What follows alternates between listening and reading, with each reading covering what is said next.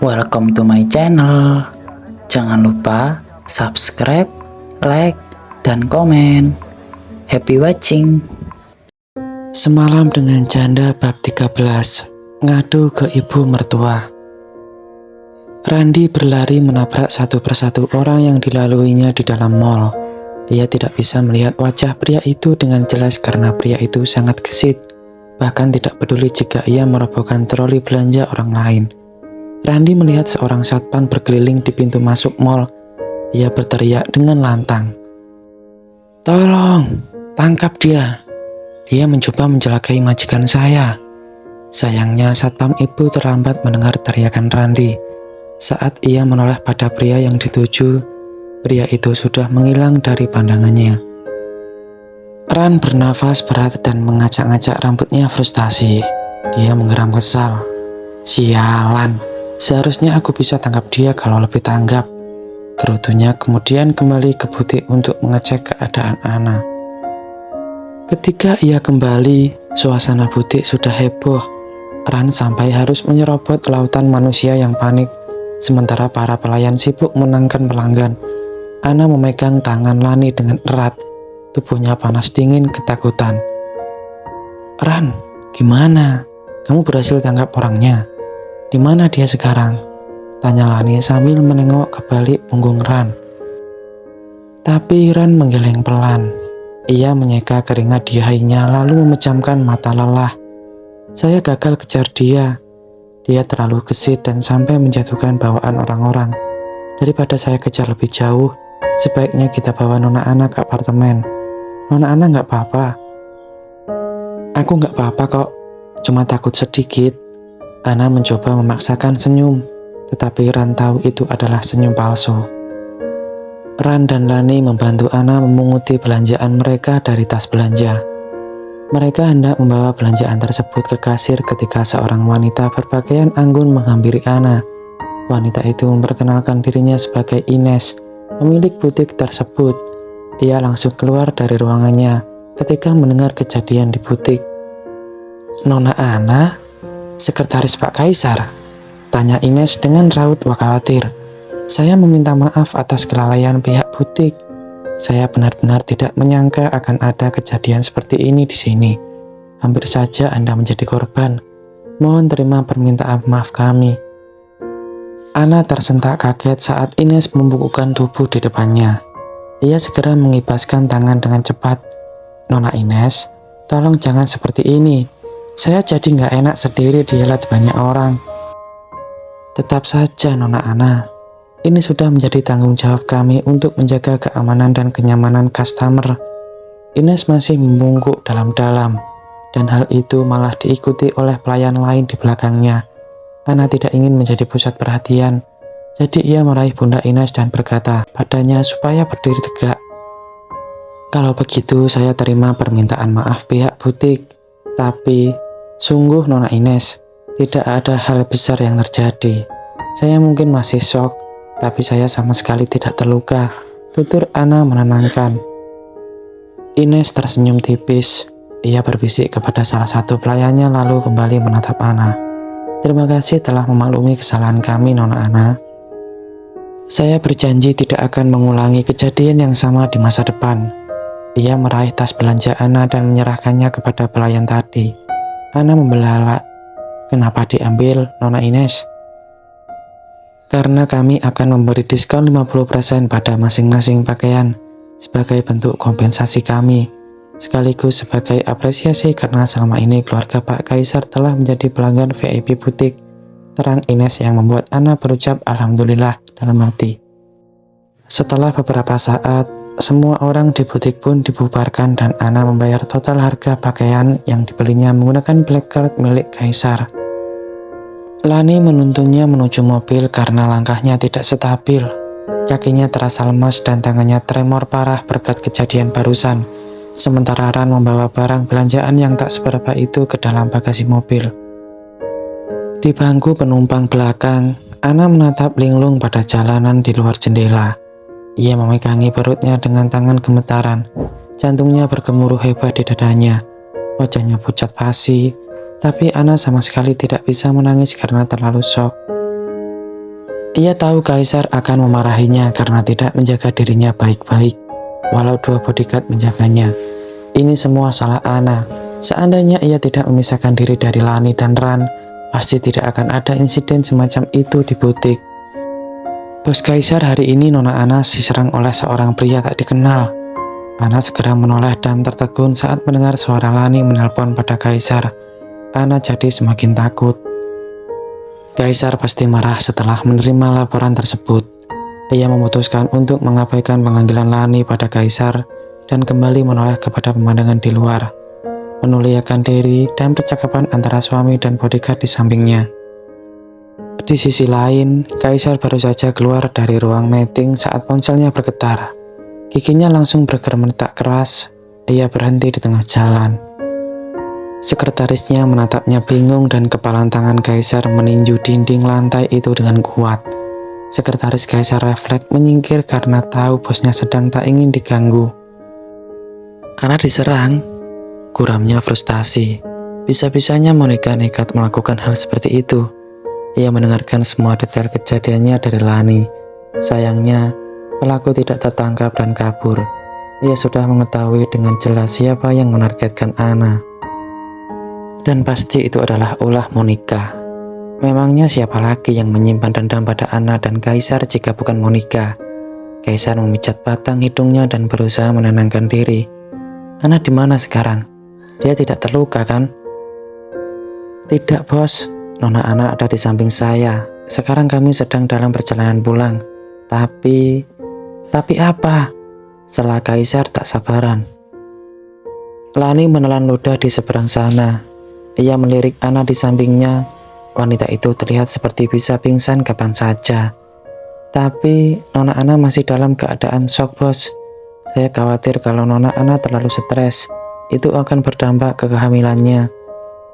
Kamu tenangin saja Anna dulu. Katakan padanya kalau kamu akan menjaga dia sampai saya kembali. Saya akan pulang sebentar lagi. Jaga Anna baik-baik, perintah Kaisar dengan tegas dan mendesak. Siap bos. Kaisar mematikan panggilan tersebut dan bersandar ke tembok koridor itu. Ia memang sudah memprediksikan rencana Monica, tapi ia tidak menyangka hal itu akan terjadi secepat ini. Bahkan setelah Kaisar menempatkan kedua bodyguard kepercayaannya di samping Anna, orang suruhan Monica masih saja menemukan celah. Lani bilang pria itu berhasil melarikan diri. Kaisar berpikir keras bagaimana cara ia mengungkap rencana busuk Monica. Tanpa bukti, ia tidak akan bisa mengonfrontasi istri pertamanya itu. Lalu sebuah ide melintas di benaknya. Segera saja Kaisar menghubungi pemilik butik dan meminta rekaman CCTV kejadian hari ini untuk dikirimkan kepada emailnya. Selesai dengan panggilan tersebut, Kaisar merogoh saku celana dan mengambil kunci mobil, melaju cepat menuju apartemennya. Melihat kondisi istri dan anaknya setelah kejadian mencekam tersebut, Kaisar benar-benar tak akan melepaskan Monica dengan mudah. Sejak Anna pulang, ia hanya bersembunyi di balik selimut karena ketakutan. Anna tidak ingin keluar dari zona nyamannya itu. Meski ia tahu kedua bodyguardnya berjaga di depan pintu, tetapi Anna merasa lebih aman saat dia meringkuk di selimutnya. Tubuh Anna menegang saat mendengar suara pintu kamar terbuka. Tubuhnya makin gemetaran dan ia memejamkan mata rapat. Siapa yang datang ya? Ya Allah, aku takut banget. Rintihnya dalam hati. Ia mengira ada seseorang yang berniat mencelakainya lagi. Padahal itu adalah Kaisar. Kaisar menyilangkan kedua tangannya di dada dan memperhatikan buntalan besar di atas kasur. Selimut yang menutupi tubuh mungil Anna bergetar, menandakan bahwa Anna bersembunyi karena takut. Ia menatap buntalan besar itu selama beberapa saat sambil menyusun kata-kata untuk menenangkan Anna. Kaisar tidak pandai dalam hal ini. Ia terlalu kaku dan auranya sangat mengintimidasi. Tapi, jika ia tidak akan melakukan sesuatu, Anna akan terus menghindari semua orang seperti ini. Kaisar akhirnya bersuara. Ekspresinya jadi semacam lemon. Kamu kira siapa yang masuk? Kenapa kamu kayak orang dikejar setan begitu, Ini saya, Kaisar. Sebaiknya kamu buka itu selimut. Saya ingin lihat wajah kamu sebentar, Anna. Ana menahan air matanya supaya tidak turun dan secara perlahan menuruti ucapan Kaisar. Hati Kaisar seakan diremas melihat rambut Ana yang berantakan dan bagaimana wajah wanita itu sepuncak tembok. Ana menatap Kaisar dengan mata bergetar lalu mencoba menjawab dengan suara parau. Maaf, aku nggak tahu. Habisnya kamu nggak ketuk pintu atau panggil aku. Kukira kamu orang lain. Orang lain siapa? Apartemen ini tempat paling aman buat kamu. Nggak akan ada yang masuk selain aku dan kamu. Lani sama Ran pun kalau masuk harus seizin saya atau dalam keadaan darurat. Jangan parno begitu. Kaisar menghela nafas. Ia tahu tuturan dinginnya akan membuat Ana semakin tersudut. Jadi ia duduk di tepi ranjang dan menatap Ana dengan seksama. Raut wajahnya melunak dan ia sedikit menurunkan suaranya supaya terdengar lebih lembut. Kenapa? Takut ya? Enggak. Ana menggeleng kecil, menutupi ketakutannya pada Kaisar, juga traumanya pada kejadian tadi. Kaisar sedih melihat wanita keras kepala di depannya ini jadi kacau. Ia mengulurkan tangannya untuk menyentuh pucak kepala Ana, kemudian mengusapnya dengan lembut. Lain kali jangan jauh-jauh sama bodyguard yang saya tugaskan untuk jaga kamu. Kalau kejadian seperti ini berulang lagi bagaimana? Kamu bikin saya khawatir setengah mati, Ana. Saya khawatir terjadi sesuatu sama kamu dan anak kita. Khawatir? Kaisar mengkhawatirkanku. Dia nggak mengkhawatirkan anaknya aja, tapi aku. Ana tertegun mendengar ucapan Kaisar. Tanpa ia sadari, air matanya meleleh. Ia sudah menyiapkan diri Kaisar akan murka karena ia tidak bisa melindungi kandungannya dan bersikap ceromoh. Namun, sisi tegarnya runtuh juga. Isakan Ana semakin lama semakin terdengar dan Kaisar membiarkan Ana menumpahkan seluruh ketakutannya. Ia tahu Ana telah melalui hari-hari yang berat. Aku takut. Ana padai Kaisar saat air matanya semakin deras mengalir wajahnya. Aku takut kalau aku dan anak kita mati. Maafin aku Kaisar. Maafin aku. Shh, gak apa-apa. Sini, kamu bisa nangis sepuasnya. Jangan ditahan, nanti dadamu sesak. Kaisar menawarkan sebuah kenyamanan dan menekap tubuh Ana yang saat itu terlihat rapuh dengan erat. Ana menangis sesenggukan hari itu. Ketakutannya mengeluap-luap dan isak tangisnya menggema di seluruh penjuru apartemen. Kaisar menggigit bibir bawahnya hingga nyaris berdarah. Sungguh, ia tak pernah merasa semarah ini seumur hidupnya. Apa? Gagal? Dan kamu masih berani minta uangnya? Cih! Monica langsung mengakhiri panggilan dengan orang suruhannya dan memblokir nomor pria itu. Ia melempar ponselnya ke kasur dengan marah dan mengepalkan tangan hingga buku-buku jarinya memerah. Sepatu heelsnya mengetuk-ngetuk lantai kamarnya dengan keras, dan tampaknya hal itu menarik perhatian seseorang. Ibunda Kaisar, Nyonya Farah, mendengar kemarahan Monica dari dalam kamarnya. Ia mengetuk pintu kamar Monica dengan khawatir dan bertanya dengan lembut. Monica, kamu mau baik-baik saja di dalam, nak? Apa yang terjadi? Mama mertua? Monica tersentak dari amukannya. Ia baru saja hendak membanting bingkai foto pernikahannya dengan Kaisar saat ketukan pintu menginterupsinya. Ia menatap bingkai foto di tangannya lalu ke arah pintu. Tiba-tiba sebuah ide terlintas di kepalanya. Kenapa enggak? Batin Monica dengan licik. Seringai jahat terukir di bibirnya dan ia meletakkan kembali bingkai foto pernikahannya ke meja. Bukannya nggak ada yang tahu soal pernikahan kedua Kaisar di rumah ini sekalian aku. Mama mertua juga nggak tahu. Sebaiknya aku provokasi mama mertua buat kasih pelajaran ke anak pungut itu. Mama? Sandiwara Monica pun dimulai. Ia menangis dan berjalan cepat menuju pintu. Ia membuka pintu kamarnya dan spontan memeluk Nyonya Farah. Nyonya Farah menatap Monica bingung, tetapi masih membalas pelukan menantu kesayangannya. Ia menyisir rambut Monica lalu berbisik di telinga Monica.